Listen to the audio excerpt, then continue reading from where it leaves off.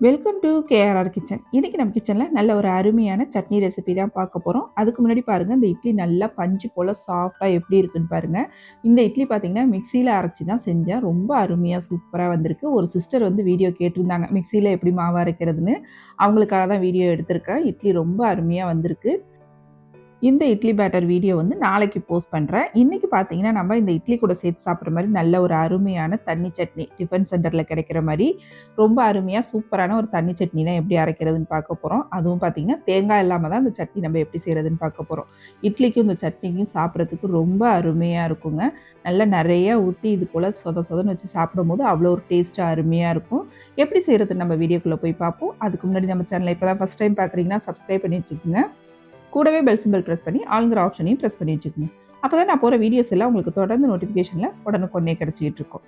இப்போ வாங்க அந்த தண்ணி சட்னி எப்படி செய்கிறதுன்னு பார்த்துடலாம்.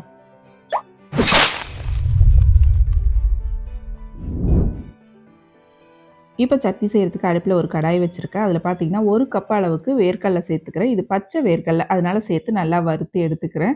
இது உங்கள்கிட்ட வறுத்த வேர்க்கடலை இருந்துச்சு அப்படின்னா நீங்கள் வறுக்கணுன்ற அவசியம் இல்லை, அப்படியே சேர்த்து நம்ம அரைச்சிக்கலாம். இது வந்து பச்சை வேர்க்கடலைங்கிறதுனால நல்லா வறுத்து எடுத்துக்கிறேன். அடுப்பு தீயை குறைச்சி வச்சு வறுக்கும்போது பார்த்தீங்கன்னா கடலை நல்லாவே வறுபட்டு வந்துடும். இப்போ நல்லா வறுபட்டு வந்துருச்சு. இதை ஒரு பிளேட்டுக்கு கொட்டி நல்லா ஆற வச்சு எடுத்துக்கிறேன்.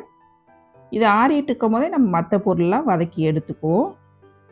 திரும்பவும் அதே கடாயில் பார்த்தீங்கன்னா ஒரு 2 டீஸ்பூன் அளவுக்கு எண்ணெய் சேர்த்துக்கிறேன்.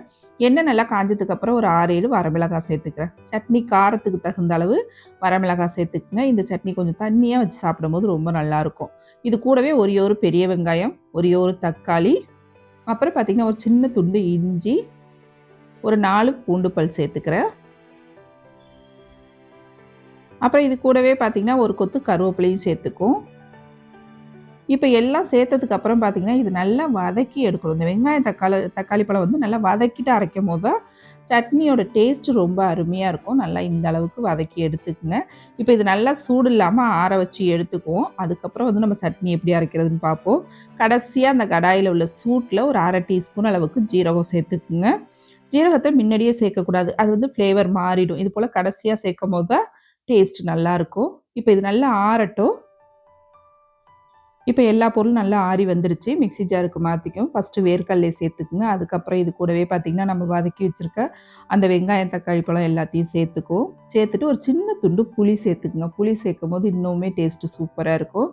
இது கூடவே சட்னிக்கு தேவையான அளவு உப்பு, ஒரு 1/2 கப் அளவு தண்ணி ஊற்றி இந்த சட்னியை லேசான கொரப்பு இருக்கிற மாதிரி அரைச்சி எடுத்துக்குங்க. இப்போ சட்னி அரைச்சிட்டு உங்கள்கிட்ட காட்டுறேன். இப்போ பாருங்கள், சட்னி அரைச்சிட்டேன். லைட்டான கொரப்போடு அரைச்சிருக்கேன் பாருங்கள். இது ஒரு பாத்திரத்துக்கு மாற்றிக்கிறேன்.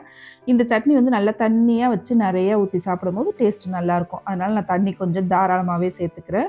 உங்களுக்கு விருப்பம்னா நீங்கள் தண்ணியாக வச்சுக்கோங்க. அப்படி இல்லைன்னா கெட்டியாக கூட வச்சு சாப்பிட்லாம், அதுவும் நல்லாயிருக்கும். இப்போ சட்னி நல்லா ஒத்தாப்பில் கரைச்சி விட்டுக்குவோம்.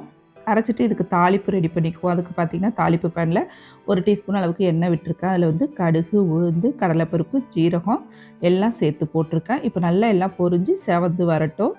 நல்லா பொரிஞ்சதுக்கு அப்புறம் பார்த்திங்கன்னா இதில் ஒரு வரமிளகாய் கிள்ளிட்டு சேர்த்துக்கிறேன். ஒரு கொத்து கருவேப்பிலையும் இது கூடவே சேர்த்துக்கிறேன். ஒரு 1/4 டீஸ்பூன் அளவுக்கு பெருங்காயத்தூள் சேர்த்துக்கிறேன். சேர்த்து நல்லா கலந்து விட்டு அடுப்பை ஆஃப் பண்ணிவிடுவோம். அவ்வளோதான், நம்மளோட தாளிப்பு சூப்பராக ரெடி ஆகிடுச்சுங்க. இதை சட்னியில் சேர்த்து கலந்து விட்டுட்டோம் அப்படின்னா நம்மளோட சட்னி ரொம்ப அருமையாக சூப்பராக ரெடி ஆகிடுச்சுங்க. தேங்காயை சேர்க்காம தண்ணி சட்னி ரொம்ப அருமையாக சூப்பராக ரெடி ஆகிடுச்சு. டிஃபன் சென்டர்லாம் பார்த்திங்கன்னா நல்லா தண்ணியாக இது போல் தான் வச்சுருப்பாங்க. சட்னியும் வந்து நல்லா நிறையா ஊற்றி கொடுப்பாங்க. அது போல் சாப்பிடும்போது டேஸ்ட்டு அருமையாக இருக்கும். இதே போல் பார்த்திங்கன்னா நம்ம சேனலில் நிறைய சட்னி ரெசிபி போட்டிருக்கேன். அதோடய வீடியோ லிங்க் வந்து டிஸ்கிரிப்ஷனில் கொடுக்குறேன், தேவைப்படுறவங்க செக் பண்ணிக்கோங்க. இந்த சட்னி ரெசிபியை நான் இன்றைக்கி சொன்னது போல் செஞ்சு பாருங்கள். செஞ்சு பார்த்துட்டு எப்படி இருக்குன்னு எனக்கு கமெண்ட் பண்ணுங்கள். என்னோட இந்த ரெசிபி பிடிச்சிருந்ததுன்னா லைக் பண்ணுங்கள், ஷேர் பண்ணுங்கள். மறக்காமல் நம்ம கேஆர்ஆர் கிச்சனை சப்ஸ்கிரைப் பண்ணி வச்சுக்கோங்க. நாளைக்கு வேறொரு ரெசிபியோடு சந்திப்போம். தேங்க்ஸ் ஃபார் வாட்சிங்.